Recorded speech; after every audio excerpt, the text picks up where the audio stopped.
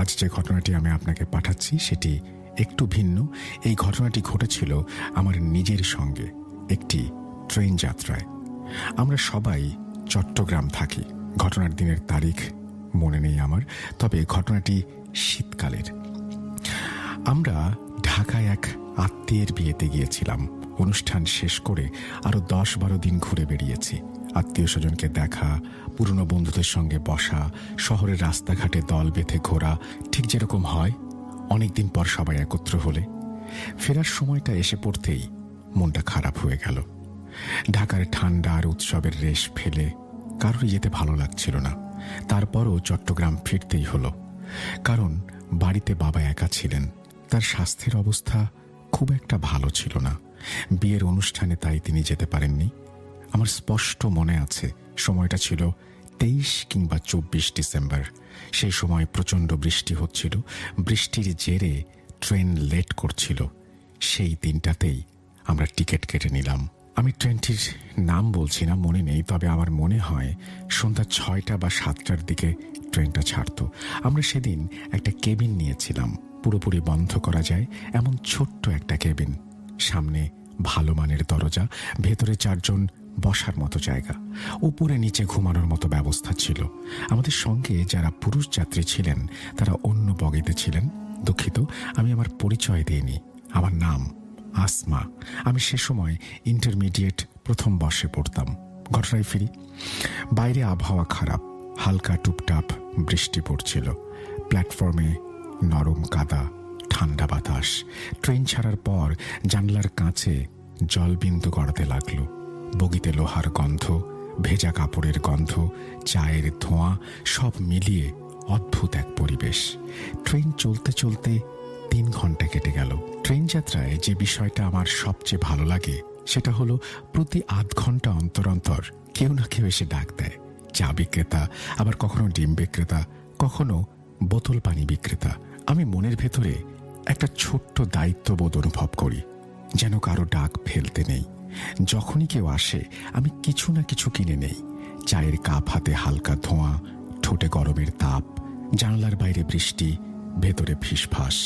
এই কোমল ছন্দটা আমাকে মারাত্মক খুশি করে।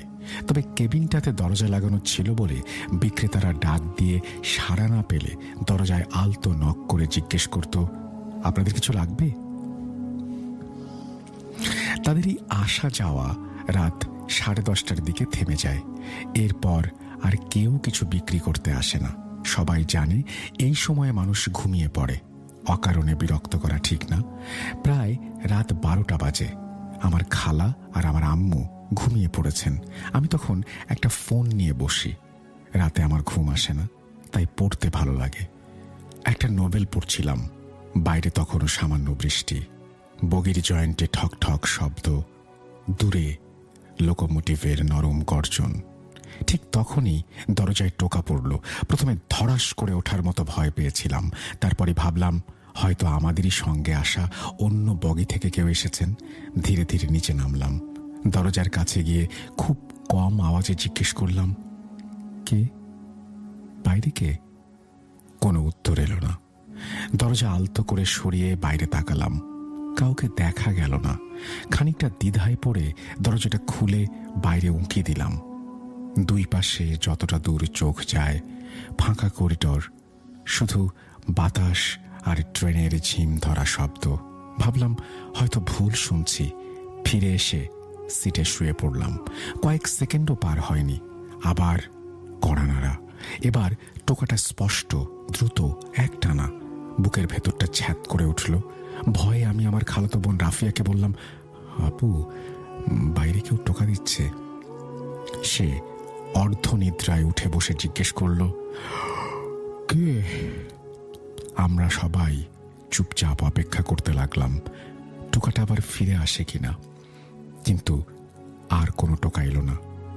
তারা বিরক্ত হয়ে আমাকে বকা দিয়ে আবার শুয়ে পড়ল। আমার কিন্তু ঘুম ভাঙলেই আর ফেরে না। মাথার ভেতর দরজার টোকাটা ঘুরতে লাগলো। প্রথমটা হয়তো কল্পনা, কিন্তু দ্বিতীয়টা আমি নিশ্চিত শুনেছি। ঠিক তখন পাশের কেবিন থেকে একটা বাচ্চার কান্নার আওয়াজ ভেসে এলো। কোনো রকম বিরক্তি লাগেনি, বরং মনে হলো এই রাতের ঠান্ডা আর অচেনা শব্দের ভেতর অন্তত কারো নিঃশ্বাস আছে, কারো জেগে থাকা আছে। এমন টান টান সময়ে যদি কাছে একটাও কুকুরের ডাক বা কোনো মানুষের খুক খুক কাশি শোনা যায়, তাতেই মন জেগে ওঠে, সাহস পায়। আমিও তাই অনুভব করলাম। নিজের মনে মনে বললাম, বাচ্চাটা কাঁদছে মানে লোকজন আছে, সব ঠিক আছে। আমি আবার ফোনের দিকে চোখ নামালাম। ধীরে ধীরে কান্নার শব্দ থেমে গেল। ট্রেনের মৃদু দুলনি আর পাতার মতো টুপটুপ শব্দ ভালো লাগছিল শুনতে। রাত তখন প্রায় 1টা বা 1:30। আমি উঠে ওয়াশরুমে গেলাম। দরজা লাগিয়ে সিঙ্কের দিকে এগোচ্ছি, হঠাৎ সব লাইট নিভে গেল। গা কাঁটা দিয়ে উঠল, মুখ দিয়ে অজান্তেই চিৎকার বেরোলো। ঠিক পরক্ষণেই লাইট ফিরে এলো, কিন্তু ফিরে আসার সঙ্গে সঙ্গে আমার চোখ পড়ল আয়নায়। পরিষ্কার দেখলাম আমার পেছনে যেন কারো ছায়া সরে গেল, খুব কাছে, এমনভাবে যে নিজের চোখে বিশ্বাস করতে পারছিলাম না। বুক ধড়ফড় করতে লাগলো। আর দেরি না করে দরজাটা জোরে লাগিয়ে বেরিয়ে এলাম। দরজা এমন শব্দে বন্ধ হলো যে সবাই চমকে উঠে চোখ মেলল। আমি নিজেও বুঝতে পারলাম না কেন দরজা ওইভাবে ধাক্কা দিয়ে বন্ধ করলাম। ভেতরে ফিরে এসে দেখলাম আম্মুর চোখ যেন আমাকে তাড়া করছে। জানি তিনি রাতে ঘুমের ওষুধ খান। তাকে যদি এখন ভয় পেয়ে কিছু বলে ফেলতাম বড় বিপদ হতো। নিজেকে সামলে আগের জায়গায় শুয়ে পড়লাম। তবু হাত পা কাঁপা থামছে না। ঠিক তখনই ভেতরের ওয়াশরুমের দিক থেকে প্রচুর পানির শব্দ এলো, যেন ট্যাপ পুরো খোলা। নিচের বার্থ থেকে আম্মু ছোট্ট নির্দোষ গলায় বললেন, তুই পানির ট্যাপ খোলা রেখে এলি? আমি কি বলি? আমি তো এখনো কিছু স্পর্শ করিনি। পানির ট্যাপ খোলা রাখার প্রশ্নই ওঠে না। তবু আম্মুর কথার ভয়, তার দুশ্চিন্তা আমাকে বাধ্য করলো আবার উঠে যেতে। দরজা খুলে দেখলাম ভেতরে সব লাইট জ্বলছে, ট্যাপও খোলা। আমি দ্রুত গিয়ে সব বন্ধ করে দিলাম, লাইট নিভিয়ে ফিরলাম। খালা তখনও গভীর ঘুমে। বাইরে রাত আরও ঘন হচ্ছে। 1:30টার কিছু পর ট্রেন হঠাৎ একটা ঝাঁকুনি খেলো, তারপর থেমে গেল। প্রথমে ভাবলাম কোনো স্টেশন এসেছে, কিন্তু জানালার বাইরে কেবল অন্ধকার। দূরে কোথাও টিম টিম আলো নেই, একটা সাইনবোর্ড নেই, একেবারে নিস্তব্ধ।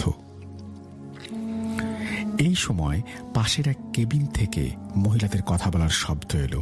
কিছুক্ষণ পর মনে হলো ওরা কেবিন ছেড়ে প্যাসেজে দাঁড়িয়েছে। কথাবার্তার আওয়াজ আরও পরিষ্কার। আমি ধীরে ধীরে নিচে নামলাম।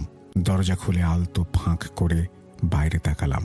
দেখলাম 3 জন মহিলা পাশাপাশি দাঁড়িয়ে কথা বলছে। ওদের গায়ে বোরখা, মুখ ঢাকা, পিঠ পর্যন্ত কালো কাপড় নামানো। সাহস সঞ্চয় করে জিজ্ঞেস করলাম, আপু, ট্রেনটা কেন থেমেছে? কিছু জানা আছে? তারা একবার তাকালেন, যেন আমাকে দেখে অবাক। তারপর কোনো উত্তর না দিয়ে কেবল নিজেদের মধ্যেই ব্যস্ত হয়ে গেলেন। আমি হকচকিয়ে গেলাম। এতটা অসৌজন্যতা কেন? মাথায় আসছিল না। রাগও লাগলো, তবু কিছু বললাম না। দরজা লাগিয়ে নিজ জায়গায় ফিরে এলাম, শুয়ে পড়লাম। মনে হচ্ছিল আজকের যাত্রাটা অদ্ভুত। শুরু থেকে শেষ পর্যন্ত সবকিছু কেমন উল্টো পাল্টা। এর কিছুক্ষণ পর আমার মোবাইল থেকে বাচ্চাদের খেলাধুলার শব্দ ভেসে এলো। অদ্ভুত লেগেছিল। মোবাইলটা হাতে নিলাম। স্ক্রিন জ্বলে উঠতেই চোখে পড়ল 2-3টা বাচ্চা, বয়স হবে 8-9। তারা একসঙ্গে খেলছে। চোখে ধোঁকা ভেবেছিলাম, কিন্তু দৃশ্যটা অস্বাভাবিকভাবে স্পষ্ট। ওদের খেলা দেখতে দেখতে আমারও মন হালকা হচ্ছিল। কিন্তু যেই মুহূর্তে তাদের কারো চোখ আমার দিকে পড়ল, দেখতে পেলাম ওরা থেমে আমাকে এক ধরনের রাগান্বিত চোখে দেখছে, ঠিক যেমন কিছুক্ষণ আগেই 3 জন মহিলা দেখছিল। বুকের ভেতরটা ভয় ভরে গেল। আমি আস্তে করে মোবাইলটা নামিয়ে রেখে নিজের সিটে শুলাম। জানতাম না সামনে কি অপেক্ষা করছে। হঠাৎ জানালার দিক থেকে টোকা পড়ল। চমকে উঠে বসলাম। টোকাটা এবার দরজায় নয়, জানালায়। কানকে বিশ্বাস হচ্ছিল না। চলন্ত ট্রেনে বাইরে থেকে জানালায় টোকা দিবে কে? আমি নিজের কান ধরলাম, যেন ভুল শুনছি কিনা যাচাই করি। কিন্তু না, টোকা চলছে। 1 বার, 2 বার, তারপর থেমে থেমে। ট্রেন তখন পূর্ণ গতি গতিতে ছুটছে। ধীরে ধীরে জানালার দিকে তাকালাম। কাঁচের খুব কাছে একটা মুখ, ভেজা কাঁচের সঙ্গে প্রায় লেগে থাকা একজন লোক ঝুলে আছে। জানালার সমান্তরালে আর অদ্ভুতভাবে হাসছে। চোখ দুটো অস্বাভাবিক স্থির, ঠোঁটের কোণে টান, যেন আমার দিকে তাকিয়ে আছে। আমার শরীর বরফ হয়ে গেল। বুঝে না উঠতে পেরে আমি হাত বাড়িয়ে চেইন টেনে দিলাম। তারপর কি হয়েছে জানি না, মনে আছে শুধু অন্ধকার, শরীরটা হালকা হয়ে যাওয়া, তারপর সম্পূর্ণ শূন্য। সকালে চোখ খুলতে দেখি আম্মু আর বোনেরা আমার চারপাশে, তাদের মুখে দুশ্চিন্তার রেখা। তারা জিজ্ঞেস করছেন, আসমা, কি হয়েছে তোমার? আমি তাদের দিকে তাকিয়ে উল্টো প্রশ্ন করলাম, তোমাদের কি হয়েছে? মনে হচ্ছিল আমি এখনো বুঝে উঠতে পারছি না ঠিক কি ঘটেছে। মাথা ভার, শরীর অবশ। ঠিক তখনই আম্মু বললেন, রাতে তুমি বাইরে অচেতন হয়ে পড়েছিলে। ঝড় শুরু হওয়ার সময় কেউ দরজায় কড়া নেড়ে আমাদের তোমার অবস্থার কথা জানিয়েছিল। তার মুখে ঝড়ের কথা শুনে রাতের ঘটনাগুলো হঠাৎ করে মাথায় ভেসে উঠল। কড়া নাড়া, বাচ্চার কান্না, বাথরুমের লাইট, জানালার টোকা, সেই হাসি মুখ। এর কিছুক্ষণ পর টিটি সাহেব আমাদের কেবিনে এলেন খোঁজ খবর নিতে। আমি তাকে সব খুলে বললাম। আঙ্কেল, রাতে বাচ্চারা খেলছিল, 3 জন মেয়ে কথা বলছিল। আমি তাদের জিজ্ঞেস করলাম ট্রেন কেন থেমেছে, কিন্তু তারা উত্তর দেয়নি। ওয়াশরুমের পানি নিজে থেকেই পড়ছিল। টিটি সাহেব শান্ত গলায় বললেন, শোনো মা, তোমাদের এই বগিটাতে তো অন্য কেউ ছিল না। তোমার খালু আমার পরিচিত, তার কথা মতোই আমি তোমাদের সবাইকে এই বগিতে দিয়েছিলাম। এখানে তোমাদের পরিবার ছাড়া আর কেউ নেই। কেবিন বগি এমনিতেও খুব একটা কখনো ভরে না, আর এই বগিতে শুধু তোমরাই। 2টো কেবিন ফাঁকা যাচ্ছে। কাউকে দেখে থাকলে তুমি তোমার পরিবারের কাউকেই দেখেছো হয়তো। তার কথা শুনে আমি বিছানা থেকে উঠে পড়লাম। বললাম, আঙ্কেল কি বলছেন? আমি নিজে চোখে দেখেছি, বাচ্চাদের কান্না শুনেছি, খেলতে দেখেছি। 3 জন মহিলা করিডোরে দাঁড়িয়ে কথা বলছিল, আমার চোখের সামনেই কেবিনে ঢুকে গেল। তিনি হাসলেন না, অবজ্ঞাও করলেন না, কেবল বললেন, চলো তুমি আমার সঙ্গে এসো, নিজে দেখে নাও। আমি কেবিন থেকে বেরোলাম। তিনি এক এক করে পাশের সব কেবিনের দরজা খুললেন। সবগুলো আমাদের মানুষ, যা আমাদের জানা ছিল না। আর বাকি 2টা কেবিন ছিল, সেগুলো খালি, বিছানা গুছিয়ে রাখা, বালিশে কেউ শোয়নি, বাতাসে পুরনো কম্বলের গন্ধ। তারপর আমি মানতে পারছিলাম না। বললাম, আঙ্কেল, হতে পারে তারা কোনো একটা স্টেশনে নেমে গেছে। তিনি মাথা নাড়লেন। আমি রোজকার এই ট্রেনের দায়িত্বে থাকি, কে ওঠে কে নামে কোনো কিছু চোখ এড়ায় না। কাল রাতে এই বগিতে অন্য কেউ ছিল না যারা এখানে নামবে বা উঠবে, এটা আমি নিশ্চিত। মাথার ভেতর তখন কেমন যেন ঠুক ঠুক করে কিছু বাজছে। সবকিছু এলোমেলো হয়ে যাচ্ছে। আমি আবারও হঠাৎ অন্ধকারে ডুবে গেলাম। জ্ঞান ফিরল তখন আমরা বাড়িতে। সবাই ভীষণ চিন্তিত। আমি কি দেখলাম, কি হলো, কেন আমি বদলে এলাম, যে আমি হাসি খুশি কথা বলতে ভালোবাসি, হঠাৎ যেন চুপচাপ একা একা তাকিয়ে থাকি। বাড়ির বড়রা বুঝে ফেলল আমি কিছু একটা দেখে ভয় পেয়েছি। একদিন আম্মুর এক খালা আমাদের বাড়িতে এলেন। তিনি নাকি একটা অদ্ভুত পদ্ধতি জানেন। তিনি আমার হাতের নখ কালো করে রং করেন, তারপর সেই নখের উপরে কিছু একটা পড়েন। তারপর সেই কালো নখে কিছু একটা দৃশ্য ভেসে ওঠে। অন্য কেউ কথা বললে কখনো বিশ্বাস করতাম না, নিজের চোখে না দেখলে হয়তো আজও বিশ্বাস করতাম না। আমি আম্মুর কাছে গেলাম, তার খালার পাশে বসলাম। তিনি আমার আঙুলের নখে কালো রং লাগালেন, নিঃশব্দে দোয়া পড়লেন। কয়েক মুহূর্তের মধ্যে দেখা গেল সেই নখের ওপর যেন ছবি ফুটে উঠছে। ট্রেনের কেবিন, দরজার জালি, করিডোরের আলো ছায়া।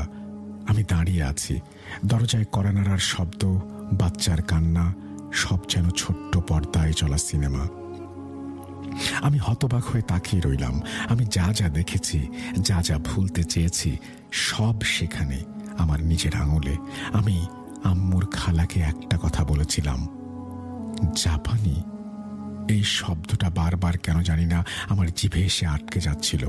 কেন বলেছিলাম বুঝি না, কিন্তু বলেছিলাম। দৃশ্য চলতে থাকলো। তারপর এলো শেষ দৃশ্যটা, জানালার খুব কাছে ঠেসে থাকা সেই লোকটার মুখ, কাঁচে জল, হাসির অদ্ভুত টান। মনে হলো সে যেন আরো কাছে আসছে, আরো ঠান্ডা হচ্ছে বাতাস। আমি সামলাতে পারলাম না, আবার অজ্ঞান হলাম। চোখ খুলতেই দেখলাম আমি বিছানায়, গলায় একটা তাবিজ ঝুলছে। আম্মু মাথায় হাত বুলিয়ে দিচ্ছেন।